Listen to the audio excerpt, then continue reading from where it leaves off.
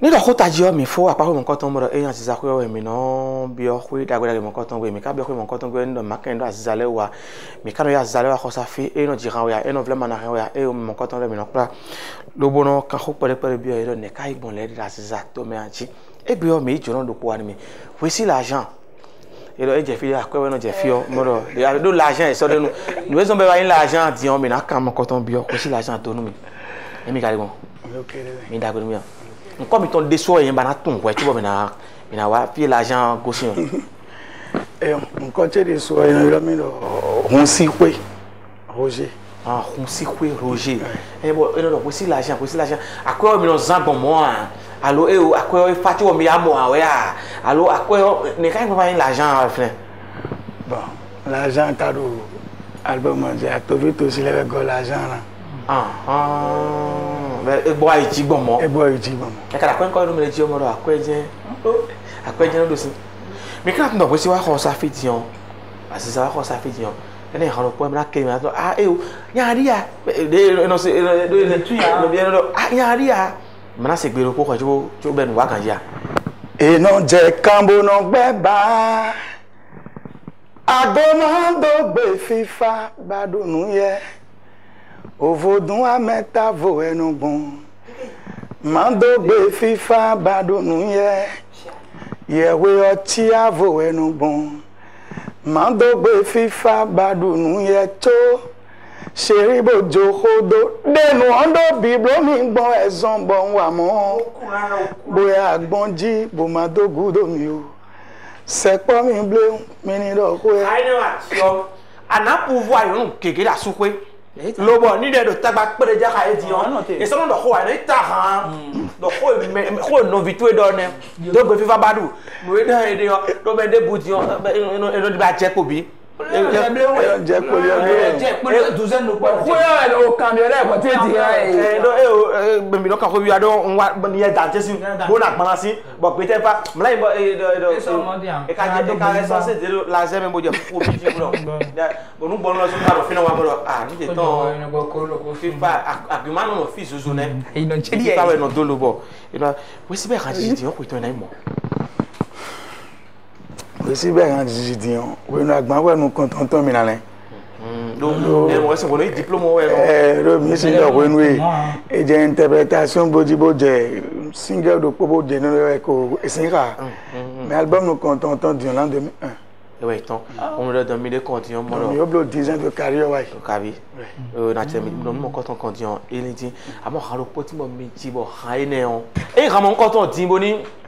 e o nu veni me ko me ba do nu le so no do na do chile ka asisi din e ka so no do chile ka panto me ton e gbon ko ka mo do no si play ko mo ka no je nu lo wa ji ka mo konton mi na flank pẹ̀lú mi Omena yali glonu miro beche mere kalo enize kodo tianvo Omena yali glonu mi bonu kon imanati eranze kodo tianvo do omenu no ve mi wu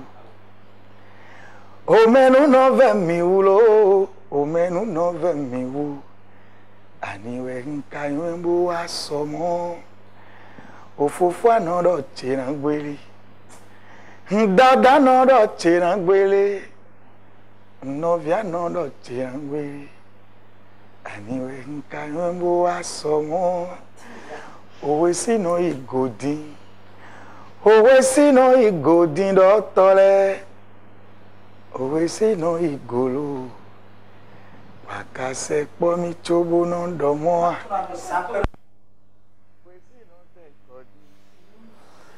Owe sino zia wadin do tole Oyan vi ono igoro Agase po mi Chobo no do mo e se lo so ba na se ko me jamba ele yon wa lo bo ni do keke dagbe ya ko alo moto dagbe ya ko ni e tele mo ti ni do ama oyin ni ozinto akana wa nle we na ka do yajiwe o inu do nu me ton anu no pacha me e te tu ka do yajiwe o e mo lo so le pon ya toro me no wa bo ka mo ko aje no ro mo do go iwe ntetu rando ne me de we de me ko la fois me de we do ne lumia bo mi do di han sa do wa mo alo bon amon ko ton ko me we simi bo ndo jira mon koton parce album e jiwe raonde yo rawe mi ablo bon gudo album ko fo to bo za ado e ko me sin de wa bo ndo gbere ha lo do no moji ha ni lo do no moji ndega do no wadi mi do na projet de we bo mi to kaka ni vo na wa o wa ko mi ton sima bo yeme na yi jere le yo yi jere bueno bon fi me ka mo dagbe tu edimbo bo de we sime yo me ne man baro ko ni nu kon ne beria donc ko me sime fi ndo me na ya le glon mi do me wa we ndo si ali wo e bi kan se ko to tian fo do ko me asime no do o me na ya le glon mi akuno gbero to ni zon zoyi azoyi kana zon yo de kun kai kun ma di fi o Quand on est dessiné, on a été dans un massif. Quand on a déjà gêné, je dirais que c'est sous les soutiens. Voici l'argent. Rien ne me dit, ne me dit soit mes camots. Rien ne dit, rien sous et pas de moi. Comment c'est un bon dirant? Amour. Rien qu'à ton goût d'or, peut-être tenter un soupe pour prendre. Est-ce que. Oui, dans le cas de Eka nous boire. Bon, nous eblo le bio mi globe ya me mi globe pere. Mi globe pere. Aso nu mi globe bi fu yo me wa nu ye lo mra e mra mo di ton ne. Mi globe ya mi ko de lezle. Ojo hon de le ton go mi di pere. Mi karo e me.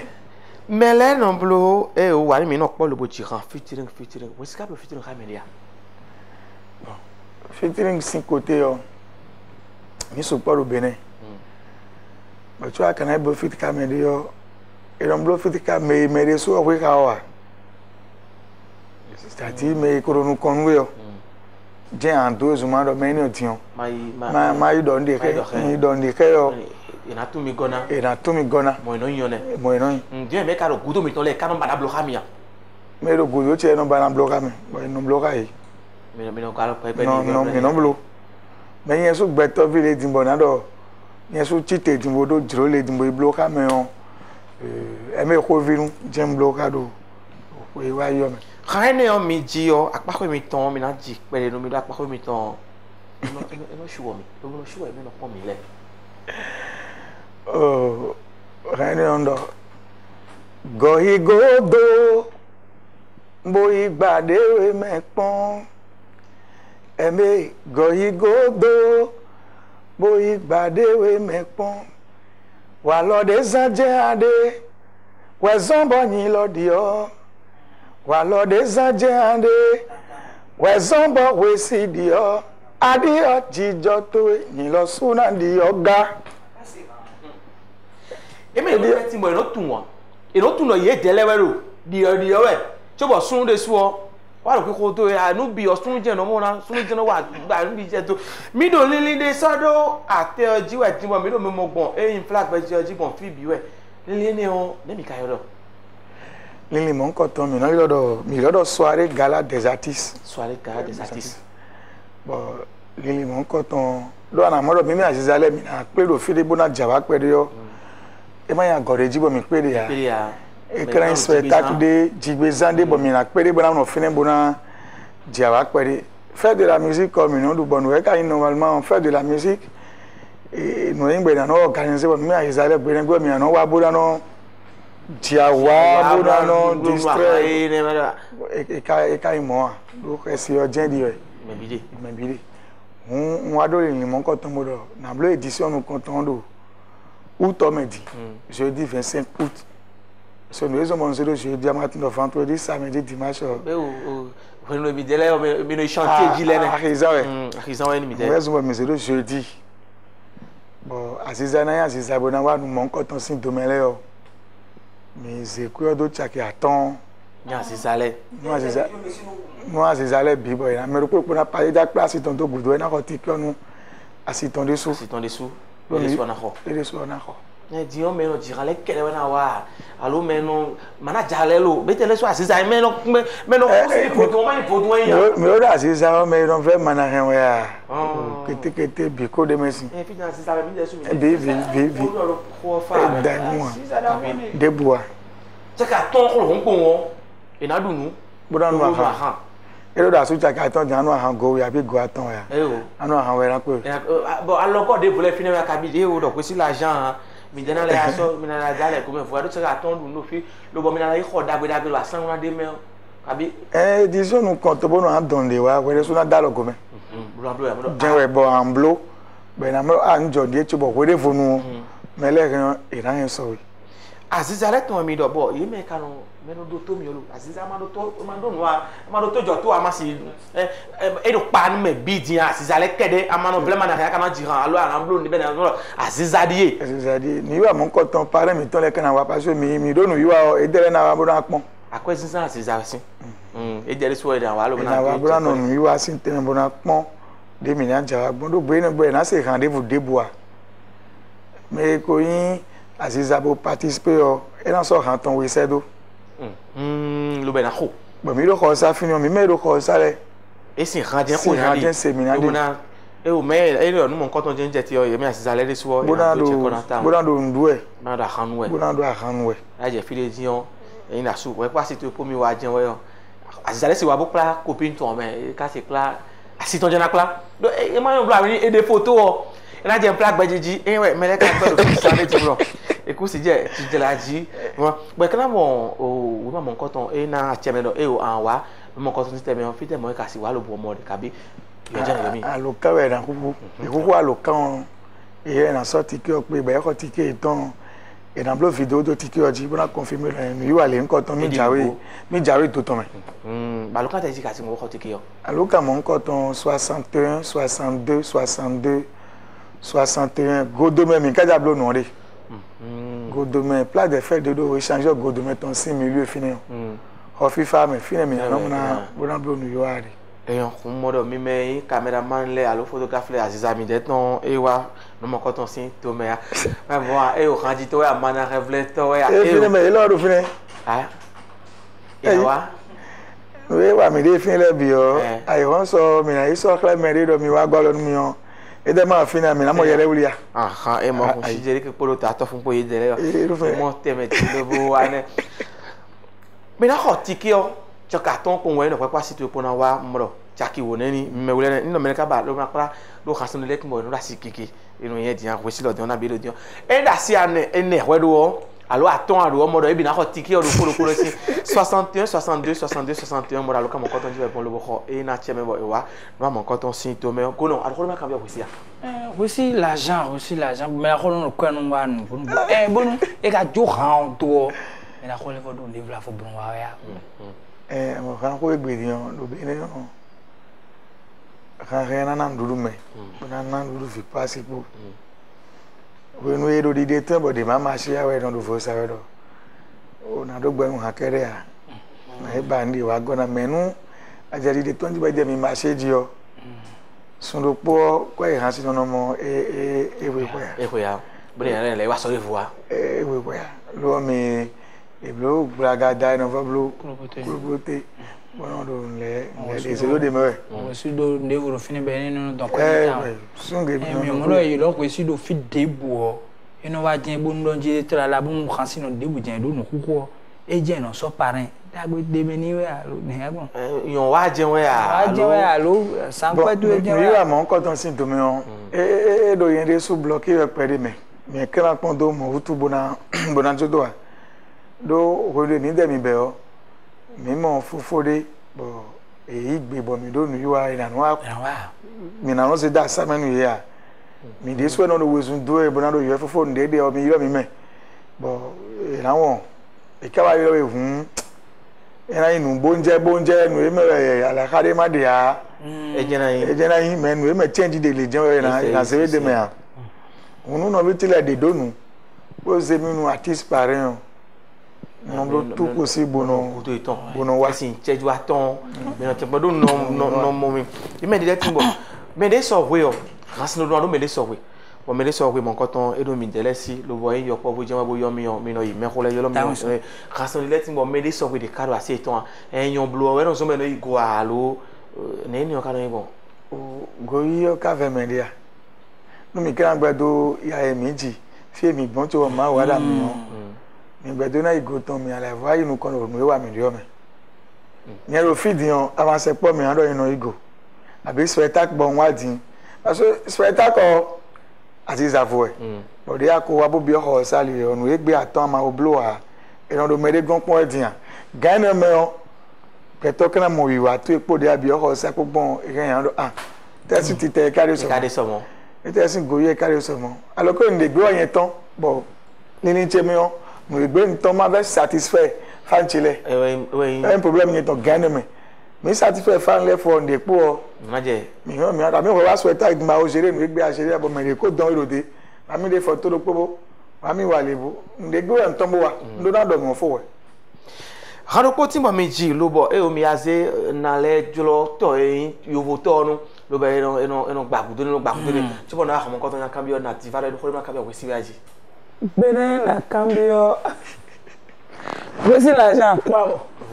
et yo mi do na ti va pe konton no so batiza mi ka pe lo plateau di Yesu buche metan o na cambio pour di ole na ji no meton e no da chesi ba mle na mi ka lo te ko de agba lo lo me kan ji ada ho to sin ba do po lo fine we Aziza na do po eu acabei de su me de sugo para o final Aziza na de voir on va les bidura na et ton pépé tata lo po ya situ e tata lo po lo fine we we fine ni ba kan je tout don lo mo di mo de mi na che mi ouais ene do bi han me ha aja aussi na ka kholo ko yo aussi ya je enfin quand même mal no llega bo me de ga yo la foi aussi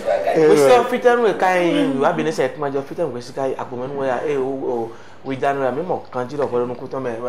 we that on ya allo village we dance in community village avlekete we avlekete me bon no che kare ingle we nton ro ko ingle ko ya et quand il y a aussi l'argent le bon enawa megon le bo ahun aroja e o ti pesa lu beja ndewe do le bo aussi l'argent we baba enawa te mon koton me e o mi va khidi we akabi e yo mi we mi ko mo do côté ni en ko numere na ya vo apo tu ma le ko numere bu na le ba posi il y a ko 3 mètres no wi ko ere game ba me we agoji we a ele depend me iro we o pe to na iro ti ma sin ke ma do ko ni be de su ko ton Aziza sin valeur bon ayi be ko jen we su ko tun de na blogbon be to ga ti mo na iro ba ndo o sule o me ado kaka wa niveau de bona mais mon coton de mes points il ne pas kabara yo me tiens le quand est-ce que kasi yo me bon aba lo kan lo po jen ya lo ga lo po jen e mo hun mi na yo aussi l'argent lo bo ena wa mi gon lo na wa ko jare mi lo kan lo po e 61 alors que mon coton mo do mi dere so me da de wesi mi dere so e ton lo bo do yeni nga ton de di pon we bo ko nto de di pon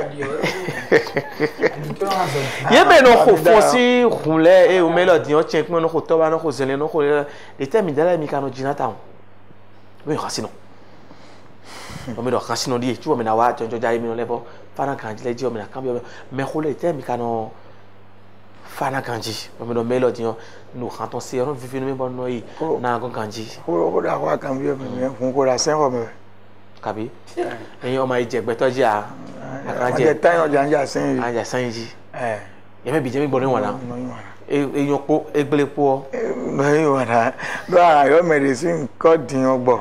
e ro ri amoro yo mi pon ya no vale nkan ton kan ko ho e no yin ko te ko si kado lo mana no wa go na sun tari apa ko ile nkan ton beje na domi lo ero tore na inu kan Aziza na inu kan beto gege na moro no wa mi de din blow e tedo e kade ni sin gbe mi sin ni oji a beto gege na do mo to agbada we kade edo no dion na Ezale ade ndo poton eno de promotion bona ouais nous débuser wo eno de promotion bona eno ando e ko to mi dimbo han lo de mbo din po na so do fine po me na ko me na gbo mo na to mi adima wa su na si sedo ma una wa logo mo ri one o nyero mo nu wa mi ton le kan ji TikTok ji po on le ji mo do da tun gbere do apati fi we No. Nuiwa de amu. Nya Dubai do e no medu. Onde ka flemi bro pere no na wa e film town. Ajere meje. Bona do beru me bido. Akuno gbero to na mi jiri do. Amen. Do jiri do tiyan. Epo le bi ku na wa. Titeme. Do nde di edun mi na wa di ma do mi me bi ko glo. Okua. Mi na wa bo. Mi na wa nde bona no yi me pere we na yin. Me bo ko no ama wa to de ko de di ma do bo lo yin wa nu e yo. E lo di ko glo ku e yo.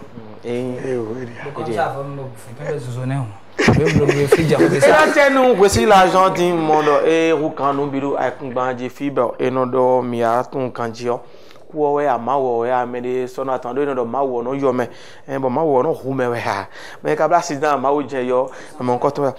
Voici l'argent et c'est le Boca, y peut nous intérieur, puis Mobina, as a mon cotton et Weka Zako son Budo. Rakusana Budo pour so Hano Fideo, a Huale, a Rancasso Buduya, nous coyi et Nadje, Bitonji. Vous terminez le concert, mais là le concert vous dites, moi nous avons sorti dans mes foyers, le concert au pony, mais fond mi ton lèvre. Et le président. Concert de Ibedi en quoi? Kabi. Voici deux projets qui ont débouillé. On a lancé single les bonando les bleus, mais concert ben a organisé les, ben il a ticket bois, Kabi et bleu. Et d'ailleurs nous bois et nous déconca wa chukunondo mais ya weleon ba no sodo la me alors goto de akwa le nkoton akwa le nkoton me na gosin lo bona e mo jebe sin akwa yo mo jebe